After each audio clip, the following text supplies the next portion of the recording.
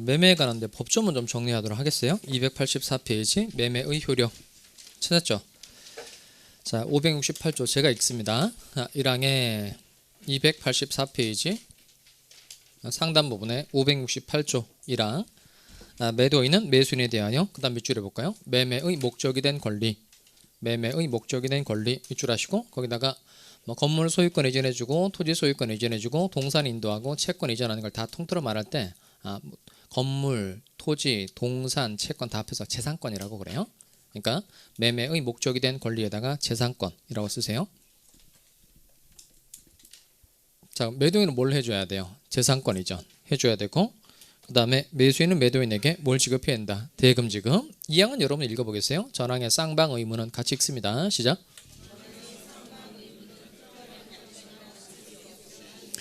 동시에 이행하여야 한다. 그러니까 재산권 이전 의무하고 대금 지급 의무는 무슨 관계에 있다? 동시 이행 관계에 있다는 겁니다. 서로 네가 안 하면 나도 안 한다 이렇게 동시에 감면권 주장할 수 있다는 거예요. 자, 그다음 그 밑에 과실 취득권 내용인데 오늘 칠판 먼저 볼까요? 갑이 개 한 마리 가지고 있고 개 한 마리에 대해서 을과 매매 계약을 체결한 거예요. 그럼 이제 갑은 이제 개 인도해 줘야 되고 을은 뭘 줘야 돼요? 대금 지급해 줘야 되죠. 갑하고 우리 1월 1일 날 개 매매 계약 체결했고 매매 대금 얼마나 했다고 할까요? 개 한 마리 팔았어. 매매 대금 100만 원 할까요? 100만 원. 그리고 3월 1일 날 개를 인도해 주기로 한 겁니다. 이게 개를 인도해 주기로 한 거예요. 자, 그런데 2월 1일에 이 개가 새끼를 낳은 거예요. 이거 한번 한 적 있죠? 개가 새끼를 낳았다. 요 새끼를 뭐라 그러죠? 처음에는 강아지 그랬는데 많이 좋아졌어요. 과실. 과수나무 열매 준말이라 그랬어요. 그 다음에 요 개는 뭐죠? 원물. 자, 그러면 인도로 해주기 전에 개가 새끼를 낳았다는 겁니다. 그러면 새끼의 소유권은 갑에게 있다, 을에게 있다. 이걸 결정해 주는 게 587조죠. 첫 번째 문장. 매매 계약 있은 후에도 찾았어요? 같이 읽어보겠습니다. 시작. 매매 계약 있은 후에도 인도하지 아니한 목적물로부터 생긴 과실은 매도인에게 속한다. 이걸 어떻게 정리해서 머릿속에 집어넣으면 될까요? 인도, 매도 이렇게. 앞에 있는 인도라는 단어를 보면 뒤에 있는 매도라는 단어가 생각날 수 있도록 그렇게 정리해 두면 되겠어요. 매매 계약이 있은 후에도 인도하지 아니한 목적물로부터 생긴 과실은 누구에게 속한다? 매도인에게 속한다는 겁니다. 이렇게 되는 이유는 간단해요. 걔가 새끼를 낳았어요. 그 새끼가 이제 과실인 거고, 일단 대금이 새끼 치는 게 뭐죠? 돈이 새끼 치는 게 이게 이자죠. 이자. 그럼 이쪽에 인도를 기준으로 해서 이쪽에 있는 과실하고 이쪽에 있는 이자는 서로 상계, 깐 것으로 처리하는 겁니다. 그래서 이 과실은 누가 가지고 가고, 매도인이 가지고 가고, 이자는 누가 가지고 간다? 매수인이 가지고 간다는 겁니다. 매수인이 대금의 이자를 가지고 간다 하면 별도로 이자 같은 걸 지급할 필요가 없다는 뜻인 거예요. 다시 매매 계약이 있은 후에도 인도하지 아니한 목적물로부터 생긴 과실은 누구에게 속한다? 매도인에게 속한다는 겁니다. 자, 그 다음에 오른쪽에 대금 지급과 관계된 법조문을 좀 정리를 좀 해보죠. 오른쪽 와서 니은의 A번. 자, 매매 당사자 일방에 대한 의무 이행에 기한이 있는 때에는 찾았어요? 같이 읽어보겠어요. 시작. 매매의 당사자 일방에 대한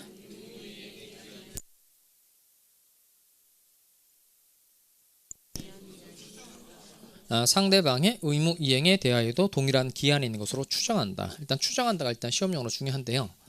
이 말이 무엇을 의미하는지 좀 느낌이 좀 와요.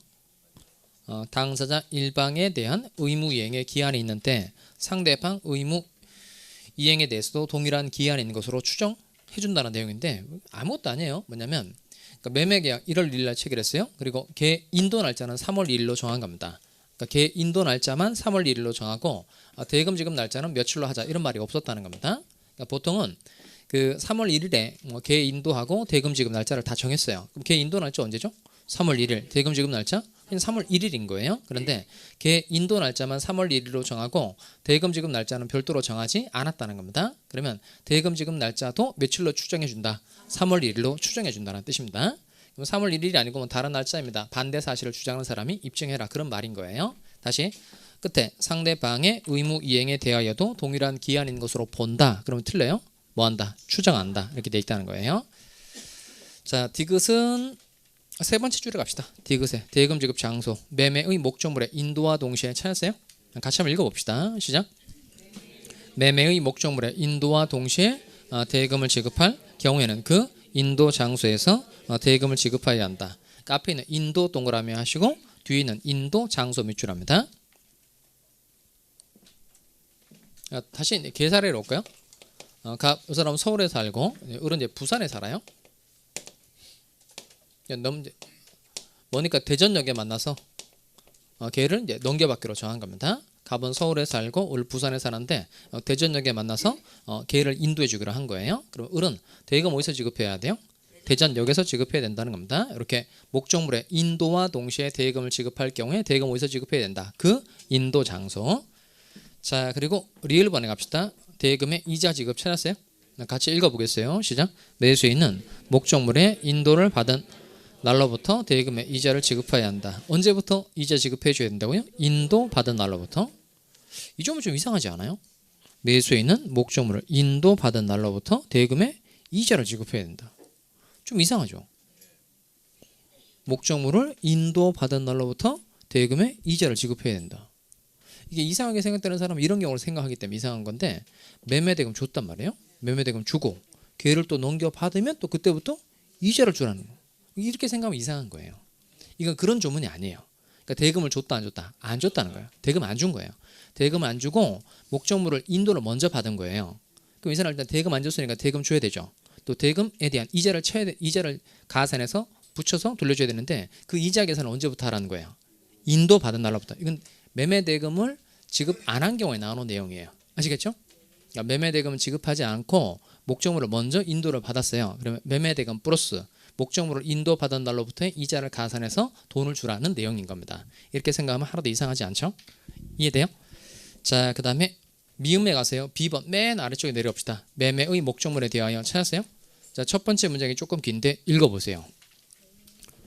매매의 목적물에 대하여 권리를 주장하는 자가 있는 경우에 매수인이 매수한 권리의 전부나 일부를 잃을 염려가 있는 때에는 매수인은 그 위험의 한도에서 대금의 전부나 일부의 지급을 거절할 수 있다.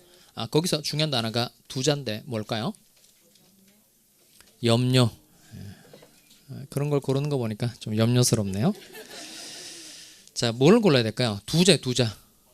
거절? 거절하겠어요. 또 두 개 골라보세요. 두 자. 전부? 아니에요. 일부? 아니고. 위험? 그 위험을 고르면 위험해요. 두 자. 한도. 그런 거 고르다가 끝도 한도 없겠어요? 중요한 단어는 뭐냐면 맨 끝에 있다. 이거 꼭 생각이 나야 돼요. 그러니까 제3자가 권리를 주장하고 있어요. 그러면 매수인은 대금 지급을 거절할 수 있다 없다? 있다. 그게 시험장에서 생각이 나야 돼요. 시험장 가서 있다가 생각이 나야 되는데 이런 거 있나? 이렇게 생각하면 안 돼요. 있다 없다? 있다. 그러니까 걔 매매 계약 체결을 했는데 제3자 병이 나타나서 걔에 대한 소유권 나한테 있다 이렇게 주장하고 있는 거예요. 그러니까 갑이 병으로부터 걔 소유권 취득해서 이제 인도를 못 해주면 을도 결국 걔 인도를 받지 못할 테니까 제3자가 소유권이 있다고 주장하고 있는 거예요. 그러면 매수인은 대금 지급을 거절할 수 있다 없다? 있다. 그럼 이때 매수인 쪽에서 대금 지급 거절하면 매도인이 할 수 있는 조치는 뭐예요? 그 돈을 법원에다가 공탁하라 할 수 있다는 거예요. 그게 두 번째 문장입니다. 자, 매수인에게 위와 같은 대금 지급 거절권이 있다. 그러면 매도인은 내가 확실히 소유권 취득해서 매수인 너한테 소유권 이전해 줄 테니까 그동안 돈을 법원에다가 맡겨놔라라고 할 수 있다는 겁니다. 대금의 공탁을 청구할 수 있다 없다? 있다. 여기도 중요한 단어가 있다예요. 권리 주장자가 있으면 매수인은 대금 지급 거절할 수 있다 없다? 있다. 그리고 매수인이 대금 지급 거절하면 매도인은 공탁 청구할 수 있다 없다? 있다. 그렇게 정리하시면 되겠어요. 자, 여기까지가 매매 내용인데요. 또 매매 목적물에 하자가 있다, 권리의 하자, 물건의 하자가 있으면 매도인이 대금을 깎아줘야 되는 경우, 또는 계약 해지해서 받았던 거 돌려줘야 되는 거, 그다음 매수인에게 생긴 손해배상 해주는 제도가 매도인의 담보 책임이 있는데 이건 기초과정에서 배우지 않고요. 기본과정 가서 이제 한번 살펴보도록 하겠어요. 자, 아까 매매 계약은 무슨 계약에 해당한다 그랬죠? 서로 출연했으니까 유상, 그다음 결련성이 있으니까 쌍무, 그다음 약정 가지고 성립하니까 낙성, 특별한 방식은 필요가 없으니까 불효식이라 그랬죠. 그 유상 계약의 반대는 뭐예요? 무상. 쌍무 계약의 반대는 편무. 낙성 계약의 반대는 요물. 그다음 불효식 계약의 반대는 요식 계약. 매매 계약은 어디에 해당한다고요? 유상, 쌍무, 낙성, 불효식. 더 빨리 해봅시다. 유상, 쌍무, 낙성, 불효식. 유상, 쌍무, 낙성, 불효식. 유상, 쌍무, 낙성, 불효식. 이게 입에 잘 붙어야 돼요. 유상, 쌍무, 낙성, 부르시, 유상, 쌍무, 낙성, 부르시. 그러니까 잘 외워지지 않는 건 많이 반복해서 입에 붙이는 방법이 유일한 거예요.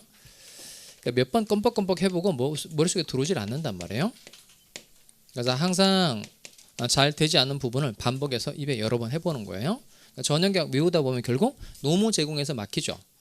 소비대차, 사용대차, 임대차까지 이렇게 6개는 그냥 하잖아요. 노무 제공부터 막히죠. 거기서 또 그거 많이 하는 거예요. 고용도급 여행, 고용도급 여행, 고용도급 여행. 뒤에 3개. 현상광고, 위임임치, 현상광고, 위임임치. 6개 쭉 연결해서 고용, 도급, 여행, 현상광고, 위임임치, 고용, 도급, 여행, 현상광고, 위임임치 이렇게 잘 안 되는 부분을 계속 반복해서 외우는 거예요. 그 방법밖에 없어요.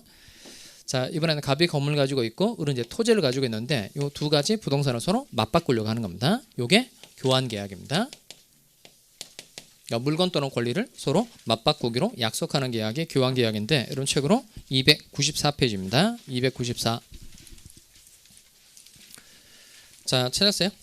294페이지 교환 계약은 쭉 내려와서 596조 교환의 의 같이 하면 읽습니다. 교환은 같이 읽어보죠. 시작.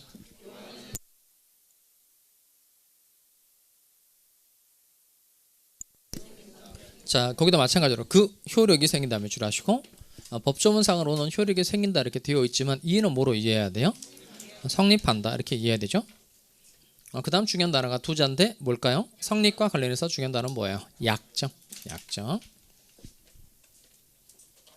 자, 그럼 아까 매매의 경우에는 을이 대금, 금전 지급하는 건 매매 계약이 되는 거고 교환 계약은 금전 이외의 재단권을 상호 이전할 것을 모함으로써 약정함으로써 성립하는 계약입니다. 갑이라는 사람이 건물 소유권 이전해 줄게 약정, 우리 토지 소유권 이전해 줄게 라고 약정하면 교환 계약이 성립하는 거예요.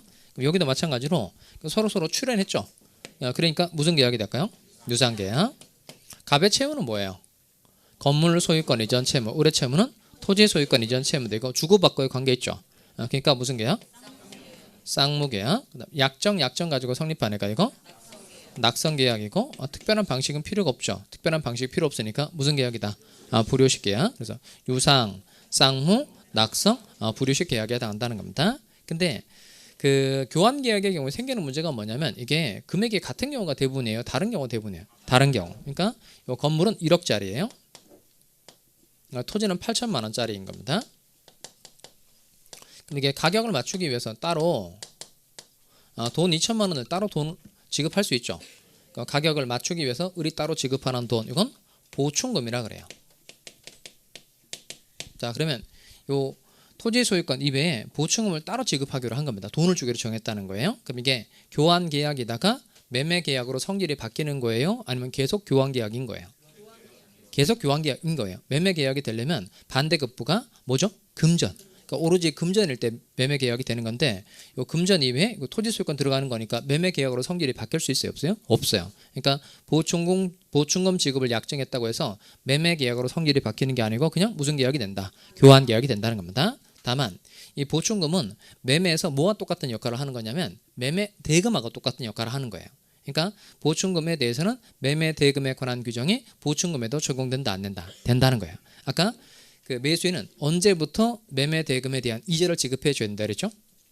목적물을 인도받은 날. 그러니까 보충금도 똑같아요. 목적물을 뭘 받은 날? 인도받은 날로부터 보충금에 대한 이자를 지급해 줘야 되고 아까 매매 대금 공부할 때 목적물의 인도와 동시에 대금을 지급할 경우에 대금 어디서 지급해야 된다? 그 인도 장소. 보충금도 마찬가지인 거예요. 목적물의 인도와 동시에 보충금을 지급하기로 했다면 보충금 어디서 지급해야 된다? 그 인도 장소. 그러니까 이 보충금에 대해서는 매매 대금에 관한 규정이 준용된다는 겁니다. 다시 매매 대금에 관한 규정이 보충금에도 준용돼요. 오른쪽에 와볼까요? 자, 교환의 목적물이라고 해서 양가로 2번의 교환의 목적물 찾았어요? 자, 그 동그라미 2번의 세 번째 줄 보충금이란 찾았어요? 자, 오른쪽 페이지입니다. 오른쪽 페이지. 자, 교환의 목적물 동그라미 2번의 세 번째 줄 보충금이란 같이 읽어보겠어요. 시작. 보충금이란 그 차익을 보충하기 위한 금전을 말하는데 맨 끝에 밑줄 보충금에 대해서는 매매 대금에 관한 규정이 준용된다. 다시 뭐에 대해서는? 보충금에 대해서는 매매 대금에 관한 규정이 준용된다. 그러니까 준용 동그라미 하시고 준용은 이제 준해서 적용한다는 뜻이에요. 그러니까 매매에 관한 규정을 보충금 상황에 맞게끔 필요한 변경을 가해서 적용한다. 이게 준용의 뜻입니다. 필요한 변경을 가하여 적용한다. 이걸 준용이라고 그래요.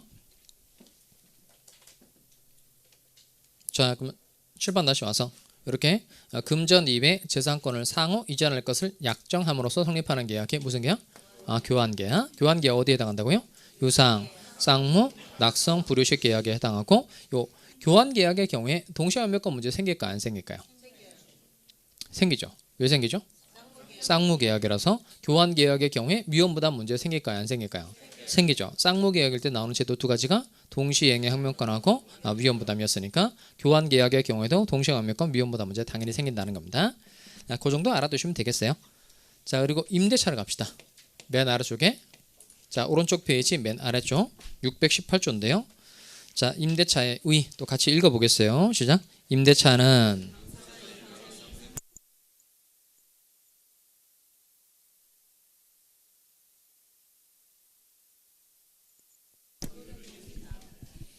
자, 거기다 밑줄 합시다. 그 효력이 생긴다. 이제 좀 정의되죠? 그 효력이 생긴다라고 되어 있어도 이해는 어떻게 이해해야 돼요? 성립한다 이렇게 이해해야 된다는 겁니다. 자, 그럼 이 사람이 이제 건물에 대해서 이제 을과 임대차 계약을 체결하려고 하는 거예요. 그럼 갑은 을한테 사용 수익하게 해주겠다라고 뭐하고 약정. 을은 이에 대해서 차임을 지급해주겠다라고 뭐하면 약정하면 이제 임대차 계약이 성립한다는 겁니다. 여기도 마찬가지로 성립과 관련해서 꼭 들어야 될 단어가 뭐예요? 약정, 약정. 왜냐하면 임대차 계약도 무슨 계약이기 때문에 그런 거예요? 낙성 계약이기 때문에. 낙성 계약이기 때문에 반드시 어떤 단어가 들어가야 된다. 약정이라는 단어가 꼭 들어가야 된다는 겁니다. 자, 그럼 7번 올까요? 자, 이게 자기 소유 건물에 대해서 을과 충분히 임대차 계약 체결할 수 있어요? 없어요? 할 수 있죠.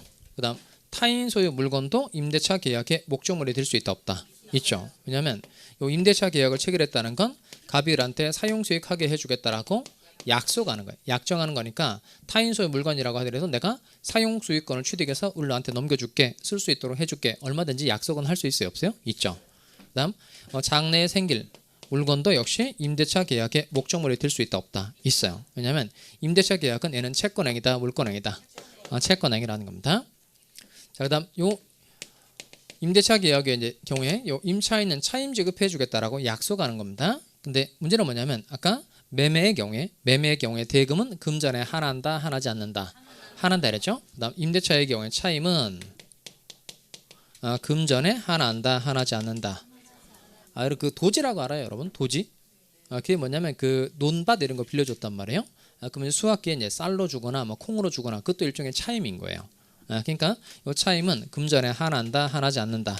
하나지 않는다는 거예요. 구별할 수 있겠죠? 매매에 있어서 대금은 금전에 하나한다. 임대차에 있어서 차임은 금전에 하나지 않는다는 거예요. 다만 7번 다시 볼까요? 이렇게 매매의 경우에 물건 매매할 수 있죠. 그다음 권리도 매매할 수 있죠. 권리.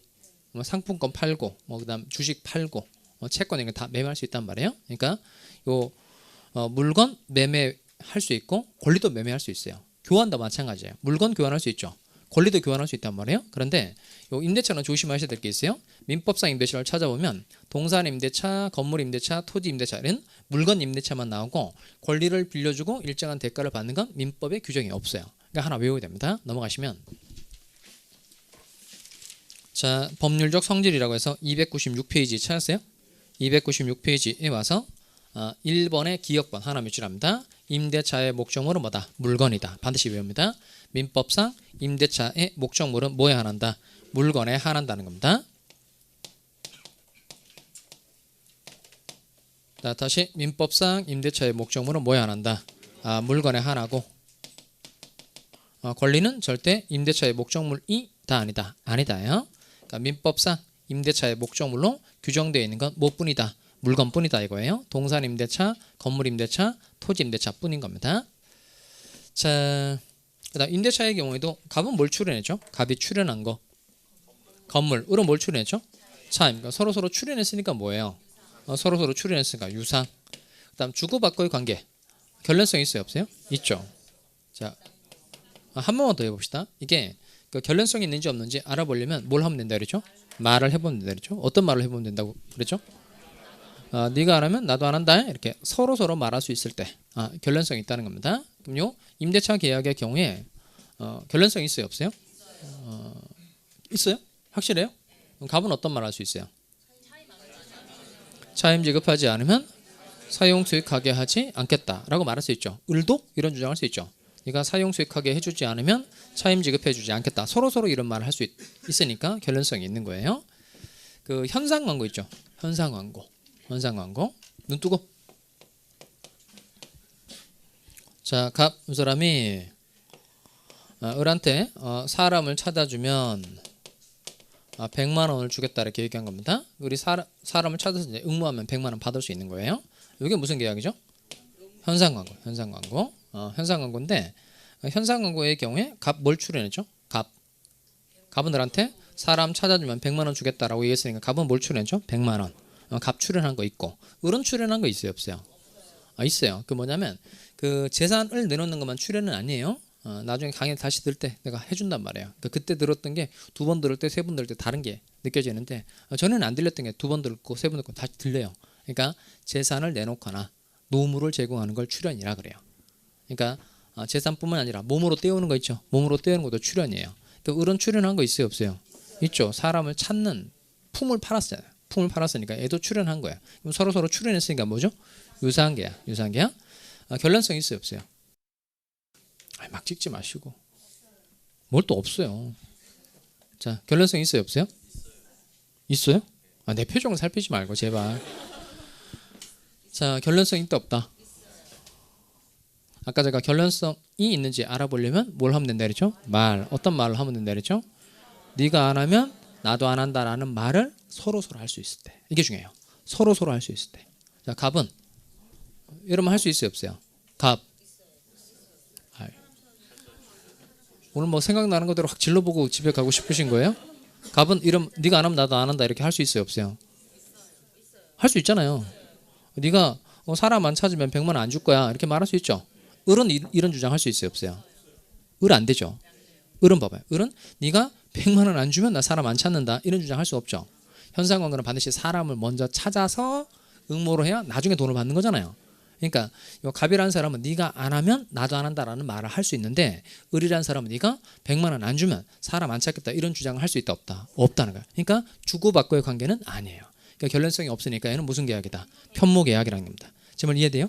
이게 결론성을 판단할 수 있는 유일한 방법이에요. 쉽고 아주 간단한 유일한 방법입니다. 네가 안 하면 나도 안 한다라는 말을 서로 할 수 있을 때 뭐가 있다? 결론성이 있다. 이렇게 말합니다. 자, 그럼 임대차는 당연히 결론성이 있죠. 그다음 약정 가지고 성립하니까 무슨 계약이죠? 낙성 계약이고 특별한 방식이 필요 없으니까 불효식 계약. 똑같네요. 매매, 교환, 임대차 여기까지는 법적 성질이 다 똑같은 겁니다. 무슨 계약이라고요? 유상, 쌍무, 낙성, 불효식 계약. 유상, 쌍무, 낙성, 불효식 계약. 자, 그리고 이제 또 7번 볼까요? 남의 물건 빌려 쓰는 것들은 이제 존속 기간이 있다 그랬으니까 정리를 해봐야 되겠네요. 자, 그때 임차인한테 최단 존속 기간 10년을 보장해 주는 게 임차인에게 좋아요? 아니면 최장 존속 기간 100년을 보장해 주는 게 임차인에게 좋아요? 이런 건 제가 한번 질문 드린 적 있죠. 지상권 할 때. 그럼 이게 최단 존속 기간 10년 그러면 임차인은 무조건 10년 동안 살 수 있다는 뜻이고, 다음 최장 존속 기간 100년은 당사자가 존속 기간을 아무리 길게 잡아도 100년 넘어서는 안 된다는 뜻입니다. 여기는 100년만 넘지만 않으면 되는 거니까 그냥 1년으로 정해도 상관없다는 뜻인 거예요. 그러면 경제적 약자 이런 사람 보호해 주려면 오래 살 수 있는 기간을 최소한 살 수 있는 기간을 길게 보장해 주는 게 좋은 거죠. 결국 임차인한테 뭐가 좋은 거예요? 최단 10년이 좋은 거예요. 최단 10년. 자, 그러면 민법상 임대차의 경우에 최단 존속 기간을 제한하는 규정이 민법에 있느냐, 그다음 최장 존속 기간을 제한하는 규정이 민법에 있느냐, 이걸 잘 정리해서 외워두셔야 됩니다. 오른쪽에 와봐요. 자, 존속 기간을 약정한 경우 찾았어요? 자, 거기 동그라미 1번 민법에는 최단 존속 기간에 제한 규정이 있고 없고 그것까지 위주랍니다. 일단 이걸 잘 외우셔야 됩니다. 민법상 임대차의 경우에 최단 존속 기간 제한 규정이 있다 없다? 없다. 다시 민법상 임대차에 최단 존속 기간 제한 규정이 있다 없다? 없어요. 그다음 두 번째 갈까요? 동그라미 2번 맨 끝에 갑시다. 최장 존속 기간의 제한이 없다. 그러니까 최장 존속기간 제한 규정도 있다 없다? 없어요. 결론은 뭐예요? 둘 다 없다는 건데 둘 다 없다의 결론은 뭐예요? 그러니까 최소 이 기간만큼은 무조건 보장해줘라 이런 규정도 없고 그 다음 임대차 존속기간 몇 년 넘지 마라 이런 규정도 없다는 겁니다. 그럼 최단 존속기간 제한도 없고 최장 존속기간 제한 규정도 없으니까 결국 결론은 뭐예요? 당사자가 자유롭게 존속기간 정할 수 있다 없다? 있다는 거예요. 그러니까 제대로 이해했는지 여쭤볼 테니까 잘 따라오세요. 눈 뜨고. 자, 건물 임대차의 존속기간을 6개월로 정하는 거 돼야 안 돼요? 건물 임대차의 존속기간을 6개월로 하는 거 된다 안 된다? 나 건물 임대차의 존속기간을 3년으로 하는 거 된다 안 된다? 건물 임대차의 존속기간을 15년으로 하는 거 돼야 안 돼요? 건물 임대차의 존속기간을 50년으로 하는 거 돼야 안 돼요? 자, 그 다음 토지 임대차의 존속기간을 6개월로 하는 거 3년으로 하는 거 15년으로 하는 거 50년으로 하는 거 다 되죠. 왜냐하면 뭐도 없고 뭐도 없으므로 최단도 없고 최장도 없으므로. 그 다음에 요거 틀리면 안 돼요.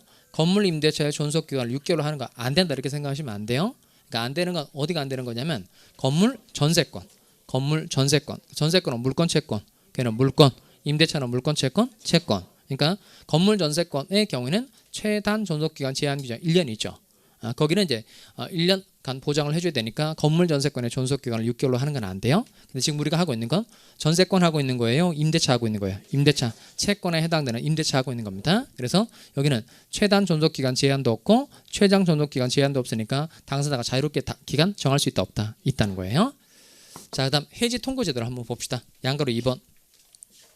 자, 존속기간을 약정하지 않은 경우 해서 이때 나오는 제도가 해지 통고인데요. 쓰는 용어가 조금 달라요.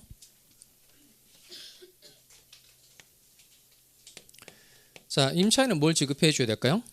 뭐 줘야 되죠? 차임 지급해 줘야 되죠. 그 임차인이 차임을 지급하지 않았다. 그 의무를 위반한 거예요. 그러면 임대차 계약을 해지할 수 있다. 해지 통고할 수 있다. 그냥 해지할 수 있다 이렇게 말해요. 뭐의 경우에? 의무 위반의 경우에. 임대인 쪽에서 목적물을 수선해 줘야 되는데 수선해 주지 않아서 임대차 계약의 목적을 달성할 수 없는 겁니다. 그러면 임차인은 임대인과 체결한 임대차 계약을 뭐 할 수 있다? 해지. 그러니까 의무 위반의 경우에 쓰는 단어가 뭐다? 해지. 그다음 임대차 계약은 체결했는데 별도로 뭐 기간 같은 걸 정하지 않았어요? 그럼 기간을 정하지 않고 이제 쓸 수 있는 기간 정하지 않을 수도 있죠. 그 밑에 기간을 정하지 않았을 때 나오는 단어가 얘는 해지 통고예요. 해지 통고. 그러니까 이 통고는 조금 달라요. 아까 의무 위반의 경우에 예를 들어서 임차인이 2달 동안 차임을 안 준 거예요. 그러면 임대인은 임대차 계약을 뭐 할 수 있죠? 해지할 수 있죠. 그러면 임차인이 나가 이렇게 말할 수 있다는 거예요. 그러면 요 임차인이 그 얘기를 들은 때로부터 어느 정도의 기간에 경고해야 임대차가 소멸하는 거죠? 몇 개월이에요. 여기는 즉시예요. 즉시. 그러니까 의무 위반의 경우에는 해지할 수 있다고 말하고 해지의 의사를 표시한 즉시 임대차가 소멸하게 되는 겁니다. 그런데 기간을 정하지 않았어요. 그럼 기간을 정하지 않았을 때는 각 당사자가 뭐 할 수 있다? 해지 통고할 수 있고 이건 해지하겠다는 의사표시 이외에 일정한 기간에 경고해야 임대차가 소멸하게 된다는 겁니다. 그러면 어느 정도의 기간에 경고해야 임대차가 소멸하는지 중요하다 안 중요하다? 중요하겠죠? 자, 그래서 635조를 읽어보겠습니다. 자, 먼저 1항하고 2항이 좀 긴데요. 차근차근 좀 읽어보세요. 635조 1항하고 2항을 차근차근 읽어봅니다.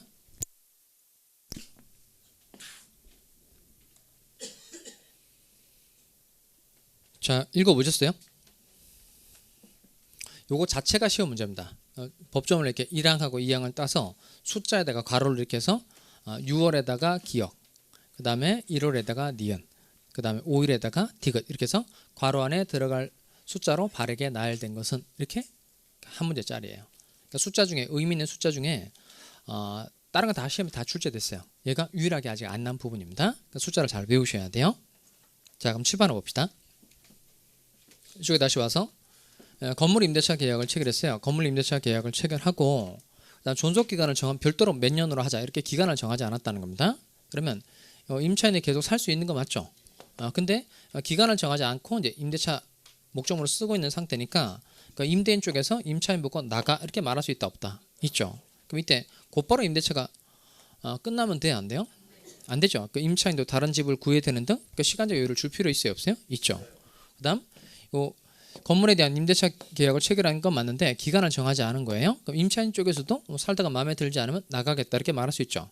그럼 이제 곧바로 임대차 끝나면 안 되겠죠. 예를 들어서 임대인도 보증금 같은 거 받은 거 있다면 돈을 융통할 수 있는 시간적 여유를 줘야 되잖아요. 이렇게 기간을 정하지 않고 목적물을 쓰고 있을 때 나오는 제도가 뭐다? 해지 통고 제도인데 어느 정도의 기간에 경고해야 임대차가 소멸한지 중요하다는 겁니다. 자, 그래서 부동산 임대차의 경우에 두 가지로 나누어서 먼저 임대인 쪽에서 해지 통고를 했다는 겁니다. 그러니까 임대인 쪽에서 나가 이렇게 얘기했다는 겁니다. 그러면 임차인이 그 얘기를 들은 날로부터 몇 개월이 경과해야 임대차가 소멸하는 거죠? 6개월. 다음 부동산 임대차인데 임차인 쪽에서 나가겠다 이렇게 말할 수 있다는 겁니다. 임차인도 해지 통고할 수 있다 없다? 있다. 그러면 임대인이 그 얘기를 들은 때로부터 몇 개월이 경과해야 6개월, 1개월이 경과해야 임대차 소멸하는 겁니다. 기간이 다르게 돼 있어요. 그 다음에 동산 임대차는 임대인이 해지 통고를 했든 임차인이 해지 통고했든 공히 똑같이 다 같이 어느 정도 기간이 경과해야 5일의 기간이 경과해야 임대차가 소멸한다는 겁니다. 그래서 숫자를 외우셔야 돼요. 6, 1, 5 이렇게 돼 있어요. 6, 1, 5. 자, 외울 수 있겠어요? 6, 1, 5. 자, 다시 635조 1항인데요. 잘 따라오세요. 자, 임대차 기간에 약정이 없는 때, 그 밑줄 할까요? 기간에 약정이 없는 때. 기간에 약정이 없는 때에는 당사자는 언제든지 계약 해지에 통고를 할 수 있다. 해지 통고 네모칸 칠까요? 그러니까 기간에 약정이 없는 때 해지할 수 있다. 그러면 틀려요. 반드시 기간 정하지 않았을 때 나오는 제도가 뭐다? 해지 통고. 뭐 할 수 있다? 해지 통고. 자, 그다음 상대방이 전항의 통고를 받은 날로부터 다음 각 호의 기간에 경과하면 해지의 효력이 생긴다. 그다음 1점 이렇게 돼 있죠. 얘는 뭐라 읽어야 돼요? 1호 이렇게 읽어야 됩니다. 자, 토지, 건물, 기타의 공작물에 대하여는 그러니까 부동산 임대차에 대하여는 이렇게 이해하시면 되겠어요. 자, 임대인이 해지를 통과한 경우에는 몇 월? 6월. 임차인이 해지를 통과한 경우에는 1월.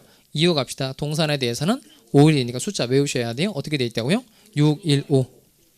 여러분 6.25 사변 알죠? 6.25 사변. 6.25 사변은 언제 일어났어요?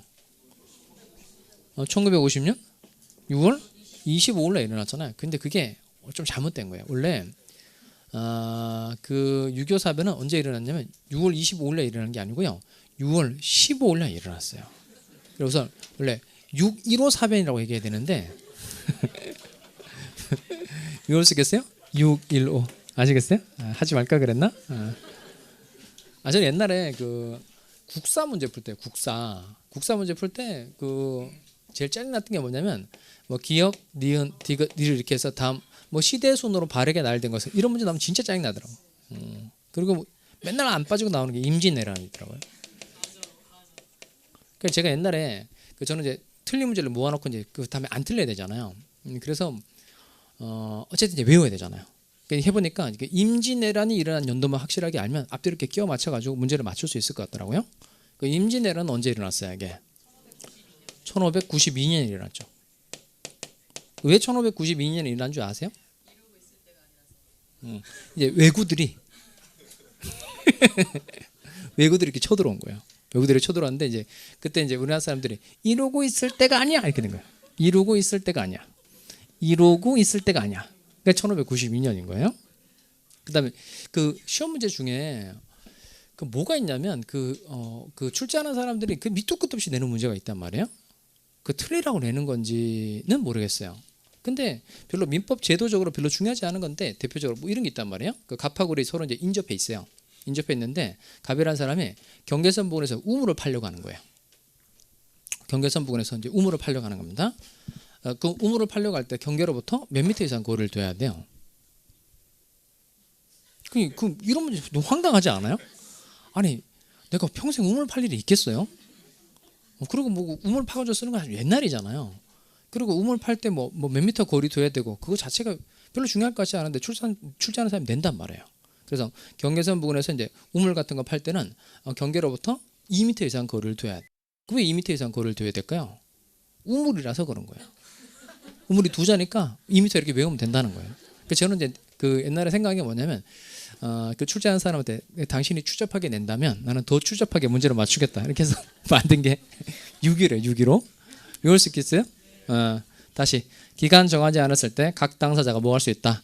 해지 통과할 수 있고 어느 정도의 기간에 경과해야 임대차가 소멸하는 거예요? 615 기간에 경과하면 임대차 소멸하는 겁니다. 자, 그다음 여기까지 해두고요. 좀 쉬었다가 이제 임대차 효력은 좀 쉬었다 정리를 하도록 하겠어요.